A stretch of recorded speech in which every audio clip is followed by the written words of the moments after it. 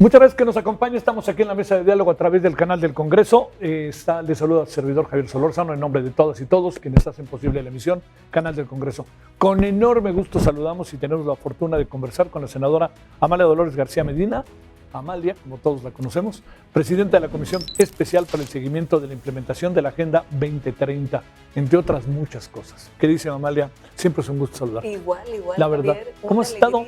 La alegría es mía. ¿Cómo has estado? Pues, impactada por todo lo que pasa en el país y en el mundo. Sí. Vivimos una época muy difícil, oscura, decía Gramsci, este filósofo italiano, en épocas de esta naturaleza decía, lo viejo está muriendo y lo nuevo no acaba de nacer. No acaba de nacer. Es decir, vivimos en la incertidumbre, una época muy difícil. Sí. Oye, bueno, ha habido muchas cosas. A ver, una reflexión, Amalia, sobre esta reunión que hubo de mujeres, en donde México llevó a su delegación y, pues, digamos, personajes de buen nivel, que como tú y yo conocemos, se sorprendieron un poco de que a esta reunión fueran pues mandos medios o de otro nivel a una reunión tan importante de la mujer. Un poco se sorprendieron críticamente. Tú dices la de la CEDAW. La de la CEDAW. Bueno, es un espacio muy importante, porque es la Convención contra toda forma de discriminación hacia las mujeres. Y hay que decirlo, la primer conferencia mundial de la mujer de Naciones Unidas fue en 1975 aquí en México.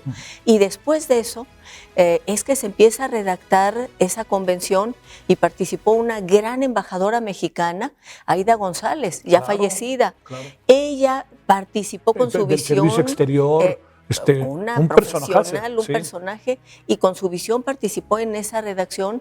Bueno, pero ahora se hace periódicamente una revisión para ver cómo van los países en el cumplimiento de sus obligaciones de garantizar que no haya discriminación hacia las mujeres y por supuesto que esto implica también que no haya violencia, que no haya feminicidios, que mejore la seguridad, que las mujeres y las niñas puedan vivir sin miedo y efectivamente la presencia, siento que fue insuficiente, que la secretaria Citlali estuvo insuficientemente acompañada, pero además porque varias instancias han desaparecido, las han quitado del mapa de las instituciones cuando la realidad es que se crearon por el impulso del movimiento feminista tan poderoso en nuestro país y porque hay violencia, porque los feminicidios, que el término además fue acuñado en español aquí en México por primera vez en América Latina por Marcela Lagarde, ya existía en Estados Unidos, femicide, y de ahí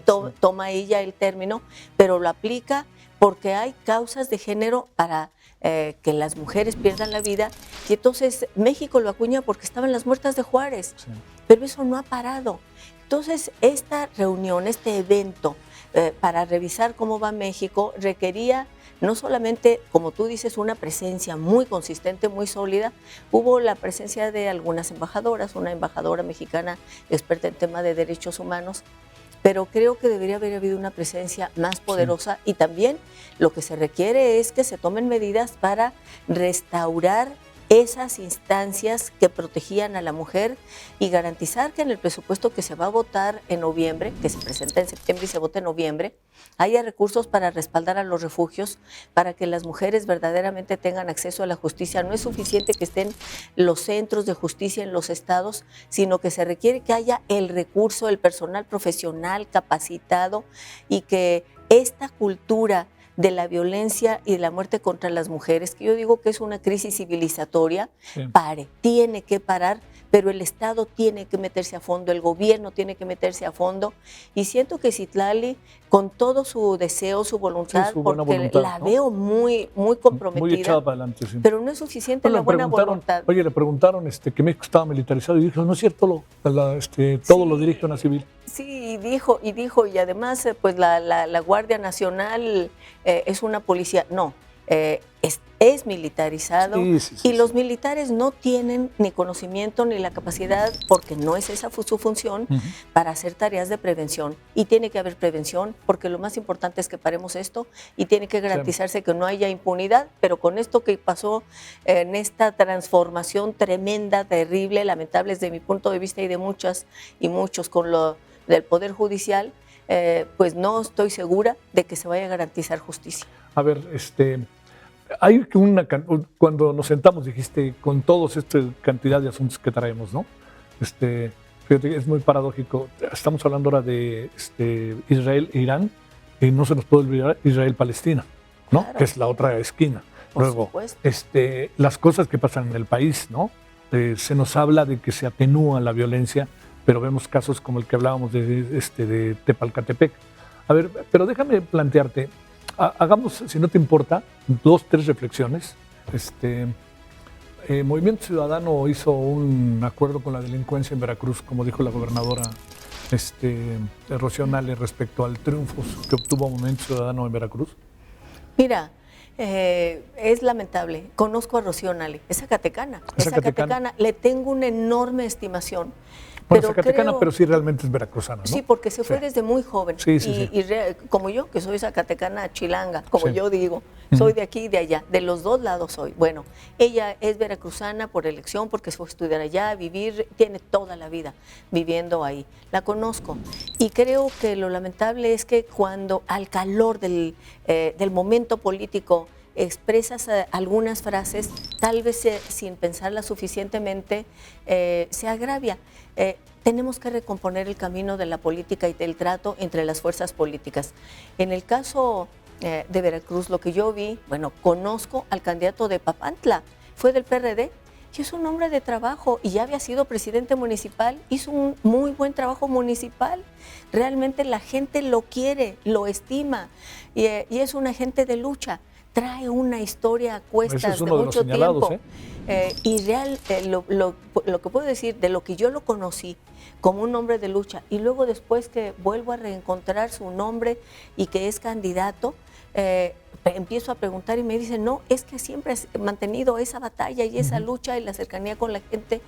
Y finalmente creo que se tiene que asumir que en México vemos distintos puntos de vista, distintas posiciones. Y la descalificación, a menos que se tengan pruebas, y si se tienen pruebas hay que aportarlas, y creo que hay Movimiento Ciudadano diría, si hay pruebas, que se investigue y se juzgue. Ahí Rocío Nale se le aplica lo que dice muy a menudo la presidenta, ¿no? Cuando la cuestionan.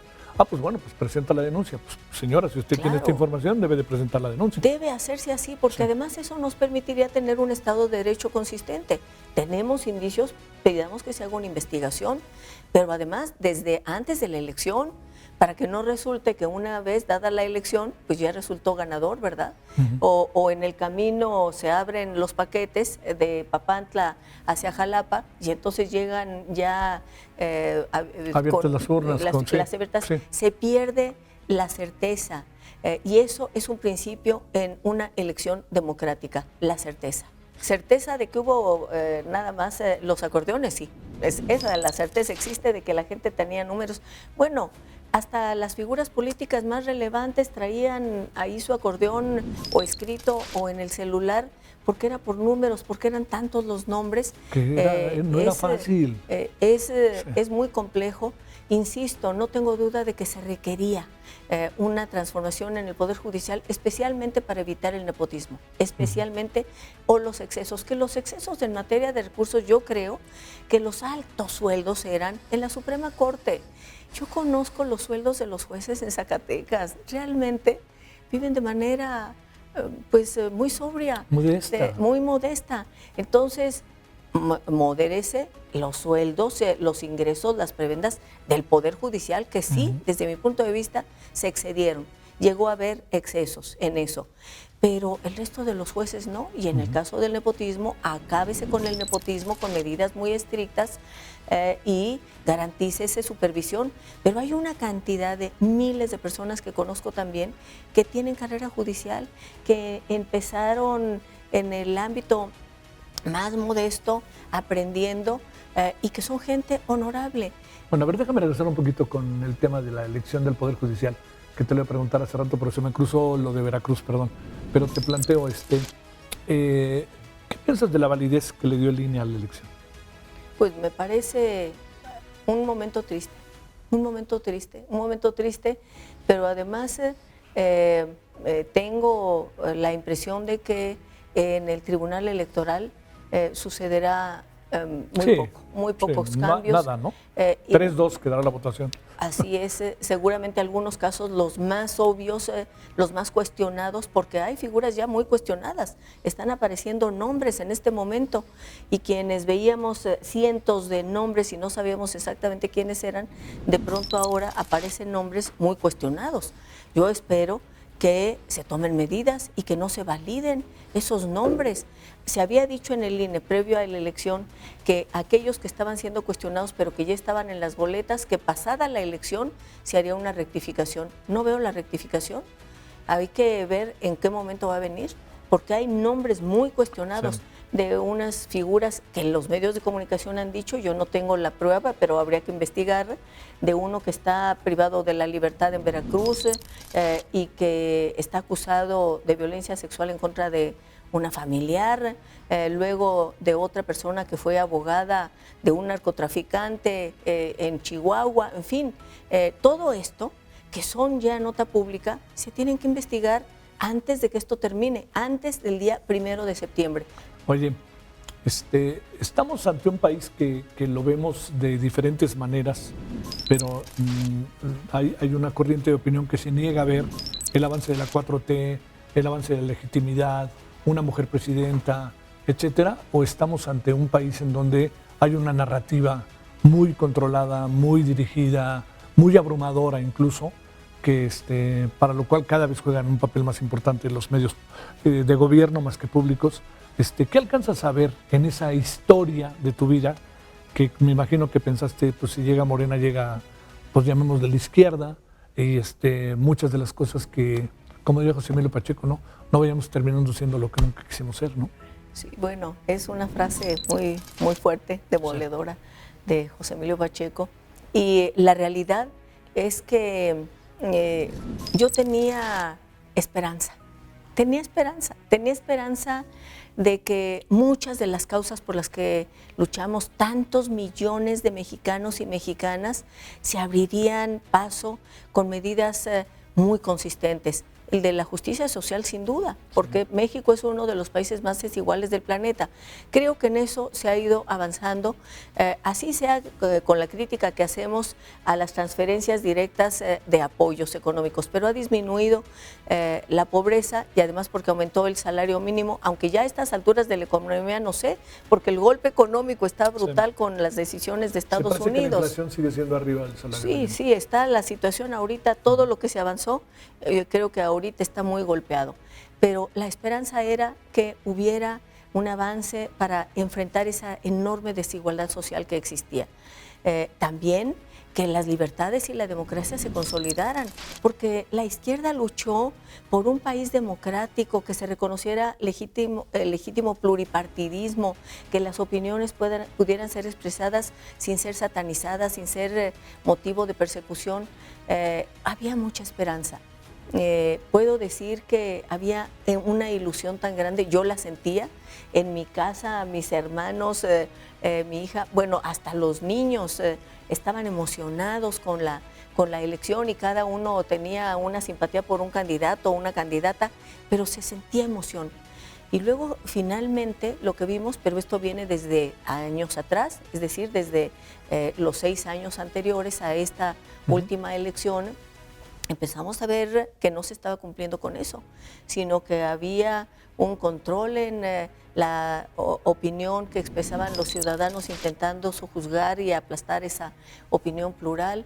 Andrés Manuel López Obrador, a quien conozco hace años, la realidad para mí fue finalmente a lo largo de los 6 años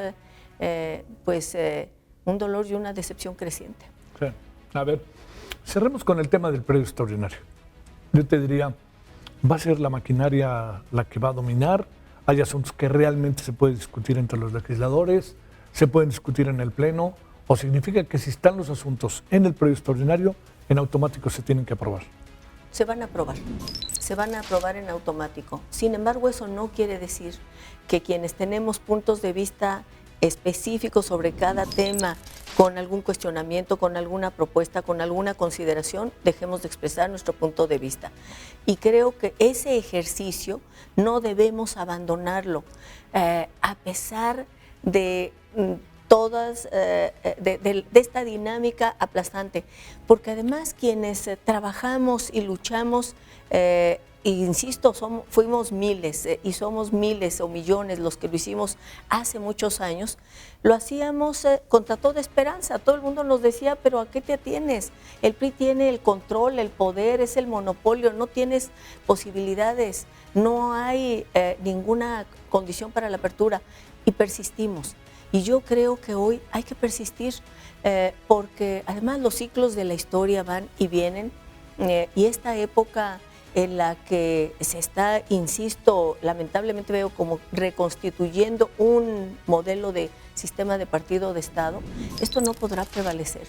La pluralidad existe, los distintos puntos de vista existen, son legítimos. Incluso el adversario, la persona con la que uno tenga una opinión distinta, tiene derecho a tener su propia opinión. Claro. Y finalmente que ésta se procese en un marco democrático, pero un filósofo italiano, que acudimos mucho a los filósofos italianos, decía, tenemos que dejar la condición de súbditos y asumir la condición de ciudadanos y ciudadanas, diría yo. Pero ¿eso qué significa? Que nuestra tarea no es solo ir a votar, nuestra tarea para ejercer la ciudadanía es expresarnos permanentemente. Y aquí en el Senado de la República nos expresaremos en lo que coincidamos con el partido que esté en el gobierno, diremos coincidimos y diremos por qué. En lo que no coincidamos diremos no coincidimos y votaremos en contra, pero plantearemos cuál queremos que es la alternativa. Es decir, aunque estoy muy triste y decepcionada, también soy una gente decidida y convencida de que uno no debe perder la esperanza. Sí, eso sí es fundamental. Oye, a ver, una última reflexión. Le pregunto a la zacatecana chilanga, ¿no? Pero a la zacatecana, ¿cómo has visto este fin de semana con el tema de los migrantes? Bueno, es un retroceso en el tono.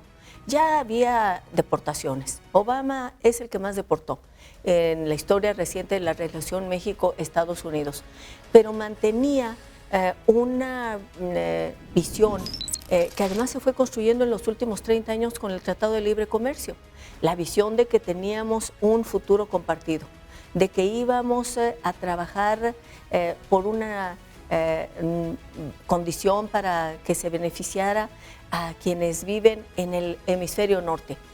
Y esa historia, esa retórica, ese discurso estaba presente. E incluso frente a las deportaciones no había el discurso de odio, no estaba la xenofobia. Hoy hay un parteaguas. Ese paradigma que se construyó de que íbamos a compartir un futuro común de prosperidad y de desarrollo está roto, porque lo que se está planteando es los vecinos no forman parte del desarrollo y el crecimiento y la historia de los Estados Unidos, y se está regresando a lo que fue la historia pasada, aquella de confrontaciones. Vivimos varias invasiones, bueno, el conflicto y la guerra de México con Estados Unidos en 1847, en el que se perdió Texas, California, Nuevo México, Arizona, Utah, Nevada, medio territorio.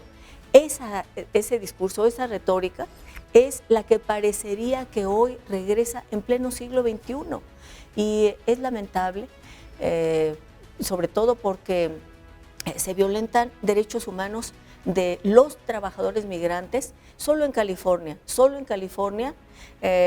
son alrededor del 30% de la población los de origen hispano. ¿Cómo lo sacas al 30% de la población? Y contribuyen a que California sea la quinta economía del planeta. Sí. Pero además los migrantes en los Estados Unidos, con el fisco, contribuyen con el 20%, con su aportación para que haya recursos para la política del gobierno norteamericano. Esto es terrible, pero ese discurso de xenofobia y de racismo y de confrontación y polarización está afectando ya no solamente a los migrantes, a la población migrante que está ahí indocumentada o documentada, sino que está llevando actos de violencia. Lo que pasó este fin de semana, el sábado en la noche, que a una congresista y a su esposo la asesinaron en su casa, tocan la puerta en Minnesota, que además quien gobierna Minnesota es Tim Walz, que, Sí, que fue la fórmula con Kamala Harris en la elección para la presidencia de Estados Unidos, y que inmediatamente el gobernador dijo, es un crimen que tiene tintes políticos, y luego van y le disparan a un senador, y quien lo hace es un simpatizante del presidente de los Estados Unidos. Entonces, el ambiente de polarización y de riesgo es muy fuerte. En algún momento esto tendría que parar, no lo veo pronto, porque además está también presente con lo que pasa en el Medio Oriente. El discurso no es vamos a sentarnos a negociar, sino te voy a aplastar si no respondes a mi exigencia de que te rindas inmediatamente. Bueno, a ver si, momento, la confrontación está presente en una zona extremadamente difícil. Ahora, México, ¿qué tiene que aportar ahí? Tiene que aportar mucho.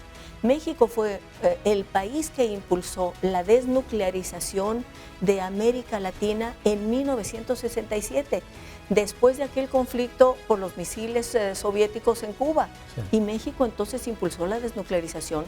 Tenemos que impulsar, aunque ahora sea contra toda esperanza en este momento, pero tenemos que insistir en la desnuclearización de Europa y del mundo, porque si no está en riesgo la supervivencia de la humanidad, ya no por el cambio climático que puede acabar con la vida en el planeta, sino entre nosotros. Amalia, muchas gracias. Gracias. Siempre es un gusto, Amalia. Muchas gracias. Igualmente. Muchas gracias en nombre de todas y todos quienes hacen posible la mesa de diálogo. Nos vemos en la siguiente. Pásela bien aquí en el canal del Congreso. Adiós.